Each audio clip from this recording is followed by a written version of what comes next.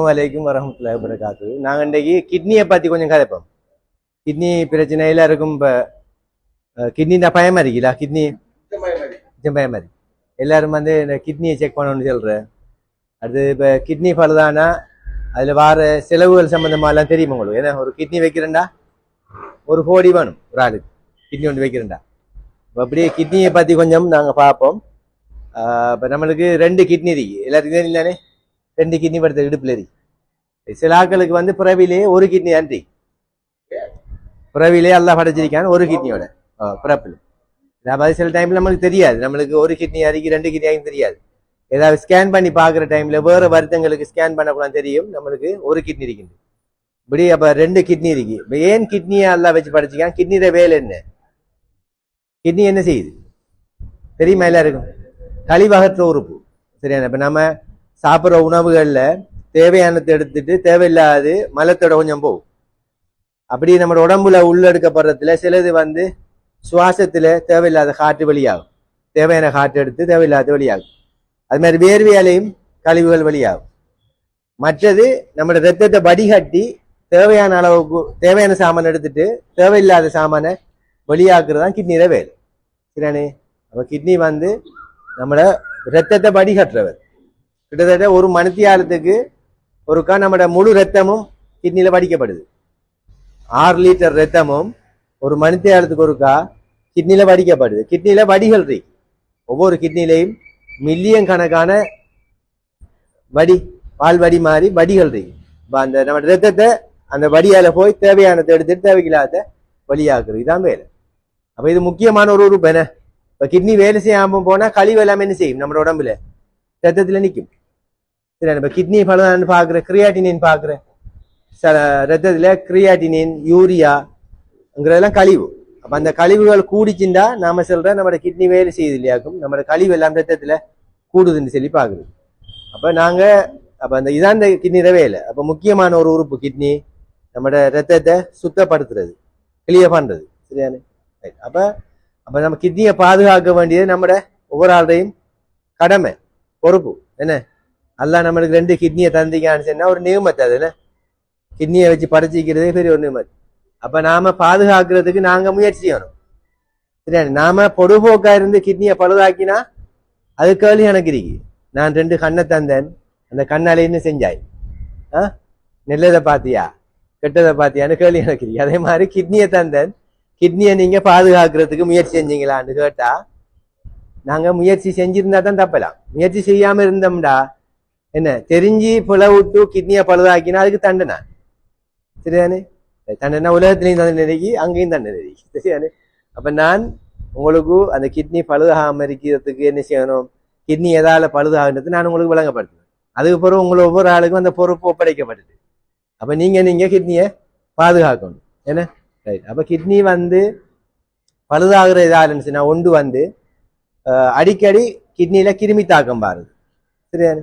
இப்ப நாங்க சலக்கடுப்பு வார அடிக்கடி கணக்கெடுக்கிறல, நீர்க்கடுப்பு வார, இடுப்புல நோவு வார, 2 இடுப்பும் நோவும், குழுக்கள் காய்ச்சல் வரும், சலம் கொஞ்சம் கொஞ்சமா போகும் அல்லது கடுத்து போகும். இப்படி இருந்தா கருத்து கிட்னிக்கு கிருமி போயிடுச்சு, இடுப்புல நோவும், கை வச்சு அடிச்சாங்க இடுப்பு நோவும். சரியானே? ரைட். அப்ப அடிக்கடி கிருமி தாக்கம் வரக்குள்ள இப்ப நம்மளுக்கு தெரியும், நம்ம தோல்ல ஒரு கிருமி தாக்கம் வந்தா அந்த இடத்துல என்ன செய்யும்? ஒரு தழும்பு வரும். இன்னொரு இடத்துல சொரிஞ்சி புண் வந்தா அது தழும்பு வரும். இப்ப காலையில சின்ன பிள்ளைகளுக்கு அந்த கிறஞ்சிருக்கிற பிள்ளைகள்லாம் பாருங்க, பெச் பெச் பெச் பெச் மாதிரி கடிச்சு சொரிஞ்ச இடம்பெல்லாம் தழும்பா இருக்கும். அது மாதிரி கிட்னிலையும் என்ன செய்யும்டா அடிக்கடி கிருமி தாக்கம் வாராங்களுக்கு கிட்னிலையும் தழும்புகள் வரும். இப்ப தழும்பு வந்தா அது நெல்ல பகுதி இல்லை, அது பழுதான பகுதி, என்ன தாக்கம் அடைஞ்சு செயலில் இருந்த பகுதி. அப்ப அப்படி கூடிச்சுன்னா நடக்கும். கிட்னில கூட கிருமி தாக்கம் வந்து பெரும்பாலும் பகுதிகளில் வந்து அந்த தழும்புகள் வந்தா அந்த கிட்னி செயற்பாடுற அளவு குறைஞ்சிட்டு போகும் அடிக்கடி. இப்ப இருந்தாப்படி ஒரு கிட்னி நீர்க்கடுப்பு வாரது இல்லை நான் சொல்றது. சில ஆளுக்கு அடிக்கடி விசேஷமா சின்ன பிள்ளையில பார்ப்பாங்க. சரி, அவை நாங்க அடிக்கடி கிருமி தாக்கங்கள் வராம பாதுகாக்கணும் கிட்னியில. ஒன்று, அதுக்கு என்ன செய்யணும்? தண்ணி அதிகமா குடிக்கணும். நாங்க நீர் அருந்துற விதத்தை கூட்டணும். கூட்டி நம்ம செலுச்சேன்னா கிட்னி தொடர்ந்து கழுவுப்படும். என்ன ஒரு கான்ல தொடர்ந்து தண்ணி ஓடிட்டு இருந்தா அந்த கான் வந்து கிளீனா இருக்கும். என்ன ஈ மொக்காது, வாசம் வராது, ஊத்த தங்க மாட்டா, பிளாக் ஆக மாட்டா. என்ன அப்ப அது மாதிரி தான் நம்மளோட சிறுநீர் குழாய் நல்லா தண்ணி குடிக்கணும். அதை கண்டுபிடிக்கிற யூரின் கலரை வச்சு. இப்ப யூரின் கலர் வந்து கடும் மஞ்சளா போகுதுன்னா தண்ணி இல்லை. நீங்க 2 லிட்டர் குடிச்சிருந்தாலும் சரியா 3 லிட்டர் குடிச்சிருந்தாலும் சரியா நான் நியாயமா குடிக்கிறேன் சார் அப்பயும் மஞ்சளா போகுதுண்டா தண்ணி காணா. அல்லது மஞ்சள் கலர் குளிசை குடிச்சிக்கணும். என்ன அதுக்கு மஞ்சளா போகும். பீக்கோ குளிசை போட்டா மஞ்சளா போகும். அப்படி இல்லாமக்கு ஸ்தலம் மஞ்சளா போகுதுன்னா நீங்க தண்ணி குடிச்சது காணா. ஏன்னா இப்ப இந்த சீசனுக்கு வந்து கல்லு பிரச்சனையும் சல பிரச்சனையும் கூட. என்னன்னு சொல்லிச்சுன்னா நீர் குடிக்கிற அளவு குறைய வேர்வை ஹீட்டுக்கு உடம்புல இருந்து வேர்வையா தண்ணியெல்லாம் வெளியாகிறதால நீங்க குடிக்கிற நீர் வந்து போதாமரி. அவ நீங்க நீர் அருந்த அளவை கூட்டினீங்க என்று சொல்லிச்சேன்னா உங்களோட கிட்னி தொடர்ந்து கிளீன் ஆയിരിக்கும். கிருமிகள் தங்காது. எல்லாம் வாஷ் பண்ணப்பட்டு ஃப்ளஷ் பண்ற மாதிரி தான் கழுவப்பட்டு ஒன்று. மற்றது வந்து கிட்னி டேமேஜ் வாரது சீனி வருத்தம் பிரஷர் வருத்தம் இது ரெண்டாலையும் கிட்னி பழுதாகும். சரியானே? அப்ப சீனி கண்ட்ரோல் இல்லாட்டி கண்ட்ரோல்ல இருந்தா உங்களோட பிளட்ல கண்ட்ரோல்ல இருந்தா அங்க சலத்தோட எல்லாம் சீனி வராது. கண்ட்ரோல் இல்லாமக்கு இப்ப 200 300க்கு தொடர்ந்து போயிடுச்சுண்டா அந்த சீனி எல்லாம் எதால வெளியாகுது? சிறுநீரா தான் வெளியாகுது. என்ன தண்ணி சீனி கூடினோட என்ன நடக்கும்? உங்களுக்கு தாகத்தை உண்டாக்குவா. நல்லா தாகம் கூடும். தாகம் கூடனா தண்ணியை கூட குடிப்பீங்க. குடிக்க இரவைக்கெல்லாம் 4-5 தரம் யூரின் போகும். அப்ப அதுல என்ன கருத்துண்டா நீங்க கூட சீனி கூடினா தான் தாகம் பாருது. இல்லை தாகம் கூடி தண்ணி அப்படியே வெளியாகுது. அவங்களோட சீனியை குறைக்கிற சிஸ்டம் தானே அது. அது இயற்கையாவே இருக்கு. சீனி கூடினா சலத்தோட அனுப்புற வேலை. உடம்புல சீனியை குறைக்க கொண்டு சலத்தோட போகும். அப்ப அந்த சிறுநீர் குழாய் கிட்னி எல்லாத்துலயுமே என்ன செய்யும்? அந்த வடியிலாம் சீனி படியும். என்ன கிட்னிக்குள்ள வடிகள் இருக்கு. அந்த வடிதான் சீனி அந்த ரத்தத்தை வடிச்சு தேவையானது எடுக்கிறது. அப்ப சீனி கூட இருந்தா அந்த வடியில எல்லாம் சீனி படியும். படிஞ்சா என்ன நடக்கும்? வடி பழுதா போகும். என்ன வடி பழுதானத்தான் அந்த வடியில ஓட்ட விழுந்தா புரோட்டீன் எல்லாம் யூரினோட போகும். புரோட்டீன் போனா தான் சொல்லுவாங்க கிட்னி பழுதா போய்த்தாம். சரி சலத்துல புரோட்டீன் போகுதாம், அல்புமின் போகுதாம். அப்படி நீங்க சீனி மற்றத்தை மெயின்டைன் பண்ணணும், கண்ட்ரோல்ல வச்சுக்கொள்ளணும். கண்ட்ரோல்ல வச்சுக்கொள்ளாட்டி அந்த சீனி உறைஞ்ச இடம் எல்லாம் டேமேஜ் ஆகி கிட்னி பழுதுன்னு சொல்லி நீங்க கேள்விப்படுவீங்க. அதே மாதிரி தான் ப்ரெஷர் கூடிச்சுண்டா கடும் ப்ரெஷர்ல தண்ணி போனா நடக்கும். வலையெல்லாம் பிஞ்சு போகும். கடற்கரையெல்லாம் அப்படித்தானே? என்ன கடும் மலை அடிச்சா மீன் வலை பிஞ்சு போகும். அது மாதிரி ப்ரெஷர்ல ரத்தம் வந்து கிட்னிக்கு பம்ப் பண்ண நடக்கும். அந்த கிட்னியில இருக்கிற வடியெல்லாம் பழுதா போகும். அப்ப கண்ட்ரோல் இல்லாத ப்ரெஷர். என்ன 2 நேரம் தார குடிச்சே 1 நேரம் தான் போடுறேன். தலை சுத்தி வந்தா போடுறேன், தலையீடு வந்தா போடுறேன். எனக்கு தெரியும் சார் ப்ரெஷர் கூடினா எனக்கு தெரியும். அப்படி அறிகுறி காட்டினா போடுறேன். இதெல்லாம் சரி வரா. என்ன அறிகுறி காட்டினா தானே நாம போய் கராச்சியில வாகனத்தை செக் பண்றேன், சர்வீஸ் பண்றேன். 6 மாதத்துக்கு ஒரு ஆயில் மாத்துச்சுன்னா மாத்தணும். 5000 கிலோமீட்டர் ஓடினா ஆயில் மாத்தினா மாத்தணும். என்ன ஒட்டோகியர் ஆயில் 40,000 ஓடினா மாத்தணும். ஓடுதானே 5000 பெய்து ஓடுதானே ஓடினா நடக்கும். நடு ரோட்ல நிக்கும். அந்நேரம் எஞ்சினை மொத்தமா மாத்தி செல்வான்.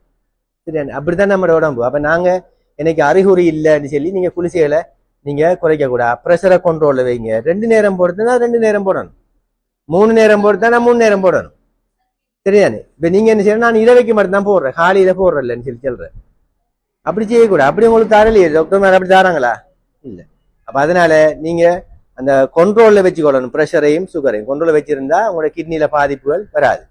சரிதானே? மற்றது கிட்னியில பாதிப்பு வர்ற அடுத்த காரணம் வந்து நாம பாவிக்கிற ரசாயன பதார்த்தங்கள், கெமிக்கல். என்ன இப்ப கூடுதலா எல்லாத்துலயும் என்ன வருது? கெமிக்கல் வருது. என்ன சோடா ட்ரிங்க்ஸ் கலக்கிறதுக்கு மாச்சல், சோடம் பழத்தை வெட்டணும், புளியணும். இதுக்கெல்லாம் நேரம் இல்லை நமக்கு. அப்ப நம்ம போத்தல்ல டக்குண்டு அங்க சோடா வாங்கி நாங்களும் ஊத்தி கொடுத்துடலாம். என்ன அப்படித்தானே? அதான் நடக்குது இப்ப வீட்டுகள்ல. அப்ப இயற்கையா தெம்பிலியே தோடம்பழத்தை தேசிக்கா தண்ணியை கலந்து பெஷன் பொருட்டை கலந்து கொடுக்கறதுக்கு நம்மளுக்கு மாச்சல்ல மருந்து போட்ட என்னென்ன டேஸ்ட்டுக்கு வருமா இருக்கு. என்ன கொய்யா டேஸ்ட் வேண்டா கொய்யா டேஸ்ட், மாம்பழ டேஸ்ட் வேண்டா மாம்பழ டேஸ்ட், லெமன் டேஸ்ட் வேண்டா லெமன், ஒவ்வொரு கலரிங் போட்டு வருது. இதெல்லாம் என்ன செய்ய போகுது? உங்களோட கிட்னியை தான் பழுதாக்கும். உங்களுக்கு விளங்குது தானே? இப்ப பீகோ குளிசை மஞ்சள் குளிசையை குடிச்சா யூரின் மஞ்சளா போகுதுல. அப்ப எதால வெளியாகுது? அது அந்த மருந்து வெளியாகிறது கிட்னியால. அப்ப நீங்க குடிக்கிற மருந்துகள் கெமிக்கல்கள் எல்லாம் வெளியாகிறதால கிட்னியால. சரியானே? ஆகவே அடிக்கடி இந்த கெமிக்கல் போட்ட கலரிங் போட்ட உணவுகளை தவிர்த்து கொள்ளணும். கலரை கண்டாலே உங்களோட கிட்னியை பாதுகாக்கிற பொறுப்புன்னு நீங்க நினைக்கும். நாம கிட்னியை இதை குடிச்சா நம்ம கிட்னி பழுதா போயிடுது. சர்பத் கடை என்ன கலர் கலர்ல இருக்கு. அப்ப அதை குடிச்சா நம்மளோட கிட்னி பழுதாகும் நினைச்சீங்கன்னு சொன்னா அதை தொடாமக்கு இயற்கையான பானங்களை குடிக்கலாம். சும்மா இருந்தா போல ஒரு நாள் குடிச்சா பிரச்சனை இல்லை. ஆனா அப்படி கலரான பானங்கள் குடிச்சா அதிக அளவு நீரை குடிச்சு கழுவிட்டுறணும். சரியா? கிட்னியை கழுவிடணும். என்ன இப்ப நீங்க மருந்து குடிக்கிற ஆக்கள் எல்லாம் நல்லா தண்ணி குடிக்கணும். ஏன்னா அந்த மருந்துகள் எல்லாம் வெளியாகிறதால கிட்னி எல்லாம் வெளியாகும். அப்ப நல்லா நீங்க தண்ணியை குடிச்சீங்கன்னா அந்த கிட்னியில படிஞ்சு நிக்காது. கழுவுப்பட்டு வாஷ் பண்ணப்பட்டு கிளீனா இருக்கும். சரியானே? ஆகவே நீங்க இதுகளை மெயின்டைன் பண்ணணும். சரியானே? இதுகளை தான் கூடுதலா கிட்னி டேமேஜ் வாருது, பழுது வாருது. சரியானே? இப்ப விசேஷமா இந்த மருந்து குடிக்கிற ஆக்களை சொல்றேன்.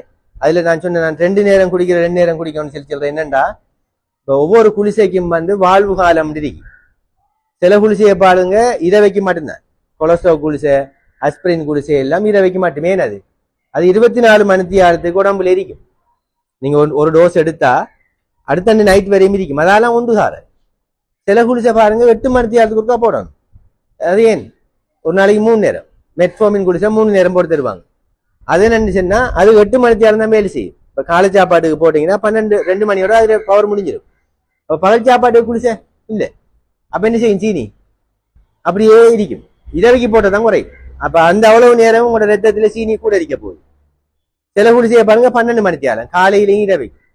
அப்ப அதை 12 மணி நேரம் கருத்து காலத்தால் நீங்க 8 மணிக்கு போட்டா இரவுக்கு 8 மணியோட அந்த குளிசையோட கேஸ் முடிஞ்சிடும். அப்ப நீங்க அடுத்த டோஸை நீங்க எடுக்கணும். எடுக்காட்டி என்ன நடக்கும்? உங்களுக்கு ப்ரெஷர் கூடும். ஆகவே தயவு செய்து மருந்துகள் பாவிக்கிறது சரியான முறைப்படி பாவிங்க. பிள்ளையான ஒரு அபிப்பிராயம் இருக்கணும்டா குளிசைகளை கூட போட்டா கிட்னி பழுதாயிரும் சொல்லி போட்டு நீங்களா குளிசையை குறைக்கல. இப்ப டாக்டர் உங்களுக்கு உரிய டோஸ் தான் தருவார், கூட தர மாட்டார். ஒரு ஆள்ற கிட்னி பழுதாகாத டோஸ் தான் நாங்க சாருது. சரியானே? அதை போடுறதுக்கு நீங்க பயப்பட வேணாம். அதை போட்டு கிட்னி பழுதாகாது. இதுவரையில கிட்னி பழுதானாக்கெல்லாம் பாருங்க ஆறுன்னு சொல்லி ஒழுங்கா குளிசை குடிக்காதாக்கள். கிட்னி பழுதானாக்கெல்லாம் பாருங்க அரசாங்க ஹாஸ்பிட்டலுக்கு கிளினிக் வர ஆக்களுக்கு கிட்னி பழுதாகிற குறைய, பிரைவேட்ல குளிசை குடிக்கிறார்களுக்கு கிட்னி பழுதாகிற கூட, இளம் ஆக்களுக்கு கிட்னி பழுதாகுது. என்னன்னு சொல்லுங்க? இவங்க ஒருத்தரும் ஒழுங்கா குடிக்கிறல. என்ன கூடினா செக் பண்ற, தலை சுத்து வந்தா போய் பாக்குற, சீனி கடுமையாக்கும் 500ல போய் பாக்குற, அவங்களுக்கு தான் கிட்னி பழுதாகுது. உங்களை போல மாசம் மாசம் கிளினிக் ஒழுங்கா மருந்து குடிச்சிக்கிற ஆக்களுக்கு எல்லாம் சரியானே கிட்னி பழுதாகல. அப்படி குடிசை கிட்னி பழுதாகுன்னா உங்களுக்கு தான் பழுதாகணும். என்ன கூட காலம் குடிசை குடிச்சாக்கள் நீங்க என்ன வயசனாக்கள் ஒழுங்கா குடிசை குடிக்கிறார்கள். ஆகவே கிட்னி பழுதாகுது. ஒழுங்கா குடிசை குடிக்காத ஆக்கள் இருக்கு. கட்டுப்பாடு இல்லாத சீனியாலையும் கட்டுப்பாடு இல்லாத ப்ரெஷராலையும் ஒரு நாளும் உங்களுக்கு தார டோஸால பழுதாகாது. சரியா? நீங்க கூட அள்ளி போட்டா கிட்னி பழுதாகும். ஒரு 40 பெனடோல கோவத்துல சண்டை பிடிச்சி போட்டேன், அவருக்கு ஈரலும் பழுதாகும், கிட்னியும் பழுதாகும். ஏண்டாவது 40 உண்டா போட்டது. சரியானே? இப்ப 6 மணி நேரத்துக்கு ஒருக்கா 2 பெனடோல் போடுறாரு ஒரு ஆள் காய்ச்சலுக்கு. என்ன இந்த கெட்டு நாளைக்கு கெட்டு 32 குளிசை போட்டிக்காரு 4 நாள். அதுக்கு கிட்னி பழுதாக மாட்டா. 32 பெனடோல் தான் போட்டேன், 4 நாள் போட்டேன். 6 ஹவருக்கு ஒருக்கா 2. அது என்ன செய்யும்? அந்த 6 மணி நேரத்தால கிளியர் ஆயிரும். உடம்புல இருக்காது. 6 மணி நேரத்தால கிளியர் ஆயிரும். அப்ப உங்களோட உடம்புல நஞ்சாகாது. அப்ப வைத்திய ஆலோசனை இல்லாமக்கு நீங்க கூட அள்ளி போட்டா தான் கிட்னி பழுதாகும். ஆகவே தயவு செய்து நீங்க அந்த பிள்ளையான அந்த அபிப்பிராயத்துடனும் என்ன பக்கத்து வீட்டுக்காரால உங்களுக்கு சொல்றேன், நீங்க எவ்வளவு குளிசையை போடுறீங்க, இப்படி போட்டா அவங்களோட கிட்னி பழுதாகும் சொல்லி அவ சென்னு சொல்லி நீங்க போடாம விடுறேன். ஆகவே தயவு செய்து அப்படி இல்லை. சரியானே? இப்ப எங்களுக்கு தெரியாது, டாக்டர் மாதிரி நெளித்தாரம். அப்ப உங்களுக்கு கொள்றதுக்கு தெரியுமா? நாங்க அரசாங்கம் நாங்க படிச்ச டோஸ் தானே அது. அப்படின்னு அப்படி படிப்பிச்சிக்க மாட்டாங்க. சரியான இதெல்லாம் பரிசோதிக்கப்பட்டு எலிகள்ல சரியான முலையூட்டிகள்ல பரிசோதிக்கப்பட்டுத்தான் மருந்துகள் பாவனைக்கு வாரு.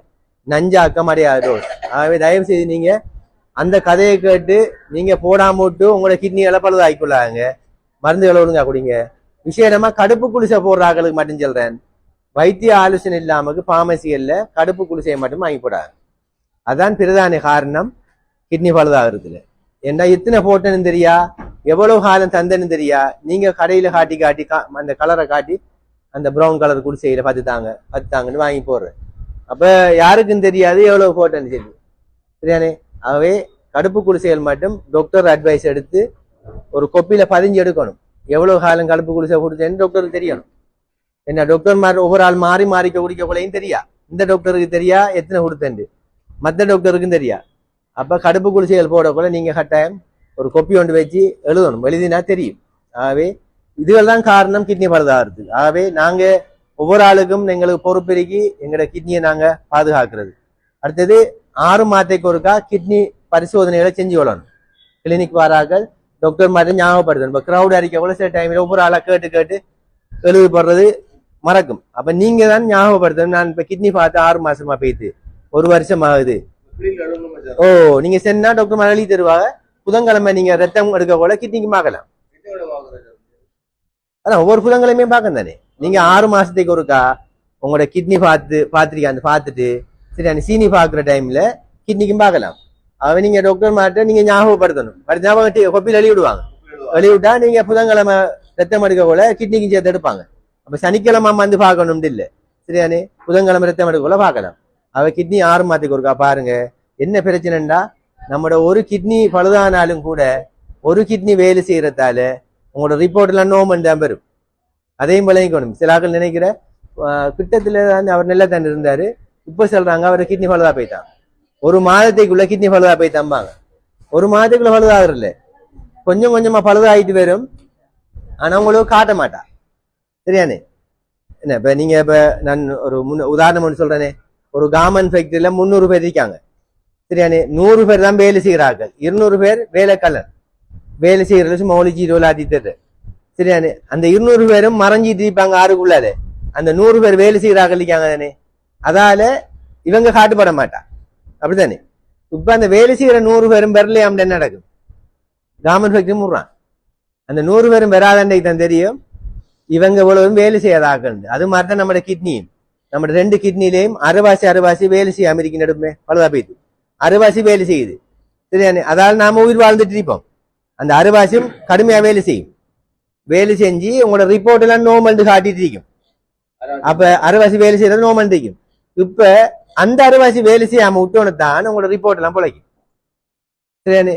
அப்ப அதனால நீங்க உங்களோட சுகர் ப்ரெஷரை கண்ட்ரோலா வச்சுக்கொள்றது, மருந்துகளை சரியா பாவிக்கிறது, இதை மெயின்டைன் பண்ணிட்டு வந்தீங்கன்னா அந்த டேமேஜ் வராது. அதனால நீங்க நான் சொல்றேன் என்னடா, பழுதாவத்தி வாரது விளங்காது. ரிப்போர்ட் நோமெண்ட் காட்டுறதால நம்ம நினைச்சுக்கிற 300 இருக்கு எந்த காயம் ஆறுது தானே, 400 இருக்கு எந்த கிட்னி ரிப்போர்ட் நோமல் தானே நினைக்கிறார்கள். எனக்கு காயம் மாறுது சார், 500 அஞ்சு இருக்கு காயம் மாறுது தானே, அந்த 500 கணக்கு எடுக்கிறல. பிறகு ஒரு நாளைக்கு ஆற மாட்டா, அதுக்கு பிறகு 90 ஆக்கினாலும் மாறாது. சீனியை 90 ஆக்கினாலும் காயம் மாறாது.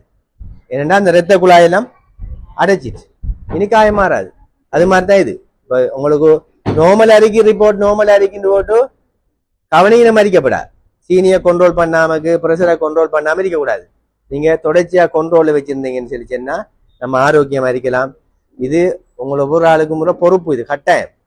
ஏண்டா உங்களுக்கு கண்ணோ உறுப்புகளை தந்திக்கிறது ஒரு பெரிய ஒரு நியமத்தை உங்களுக்கு, என்ன அருட்கொடை தானே அது. உங்களுக்கு கண் 2 கிடைச்சிருக்கு, பார்வையோட இருக்கு, கிட்னி 2 இருக்கு, வேலை செய்யுதுங்கிறது ஒரு அருட்கொடை பாக்கியம். அப்ப இதை நீங்களாக பழுதாக்கினா உங்களுக்கு தண்டனையும் இருக்கு, எனக்கு இருக்கு. ஆகவே நீங்களாக பாதுகாக்கணும். பாதுகாக்கிறதுக்கு நீங்க இந்த கிளினிக்குகளை ஒழுங்கா வரணும், விடாமக்கு மருந்துகளை குடிக்கணும், ஒழுங்கா செக் பண்ணணும், அடிக்கடி சுகரை பார்த்து கொள்ளணும், அதே மாதிரி ப்ரெஷரை செக் பண்ணி கொள்ளணும். நம்ம ஹாஸ்பிட்டல்ல 24 மணி நேரமும் சீனியும் ப்ரெஷரும் பார்க்கறது செட் பண்ணி வச்சிருக்கீங்க. நீங்க நடிச்சாம வந்தாலும் பார்க்கலாம். அந்த எனக்கு சீனியை பார்க்கணும்னு சொல்லிச்சுன்னா குத்தி பார்ப்பாங்க. உங்களுக்கு டவுட்டா இருந்தா எனக்கு கொஞ்சம் கூட ஏறிதா கொஞ்சம் பார்க்கணும் போலேங்கன்னா வந்து பாருங்க. பார்த்து நீங்க ஆரோக்கியமா இருக்கணும். இந்த மெசேஜ் இன்றைக்கு நாங்கள் கதைச்ச விஷயத்தை வீட்டுகளில் நீங்களும் மற்றாக்களுக்கும் இந்த கிட்னி சம்பந்தப்பட்ட விஷயங்களை மற்றாக்களுக்கும் எத்தி வைக்கணும். எத்தி வச்சு ஒரு ஆரோக்கியமான ஒரு சமூகமா நாங்க வாழணும். இல்லாட்டி கடும் கஷ்டம், எல்லாரும் கஷ்டம். என்ன கஷ்டம்? ஒரு ஸ்பீக்கரை கட்டுற 3 வீல்ல கிட்னி மாற்றீடு செய்ய வேணும், காசு கலெக்ஷன், ஒவ்வொரு ரோட்டா போற, பள்ளி வயலுக்கு வர, கடிதம் எடுக்கிற, ஒவ்வொரு ரோட்டா போற, இப்படி சேர்த்து 1 கோடி சேர்க்கலாமா? 1 கோடி சேர்க்கலாமா? 1000 500 இப்படிதான் வரும். அப்ப இதெல்லாம் எவ்வளவு நாமளா பழுதாக்கி போட்டு அது தானா பழுதாகிறல்ல, நம்மட கவனையினத்தெல்லாம் பழுதாகுது. நாம சரியாத கவனிக்காதெல்லாம் கிட்னி பழுதாகுது. ஆகவே நாங்க முயற்சி செய்யணும். அல்லாட ஏற்பாடு ஒன்று இருக்கி, ஆனா நாங்க முயற்சி செய்யணும். நாங்க முயற்சி செய்யாம இருந்துகிட்டு அல்லாஹ் காப்பாத்து ஆண்டு போட்டு நல்லா வட்டலாப்பத்தையும் தின்றுட்டு எல்லாத்தையும் சாப்பிட்டு விட்டு சீனியும் கூட துவாவை மட்டும் கேட்டு சரி வருமா? இல்லை, நாங்க எங்களோட முயற்சி செய்யணும், செஞ்சுட்டு தான் துவாவையும் கேட்கணும். கேட்டு விடைபெறுகின்றேன். நன்றி. அஸ்ஸலாமு அலைக்கும்.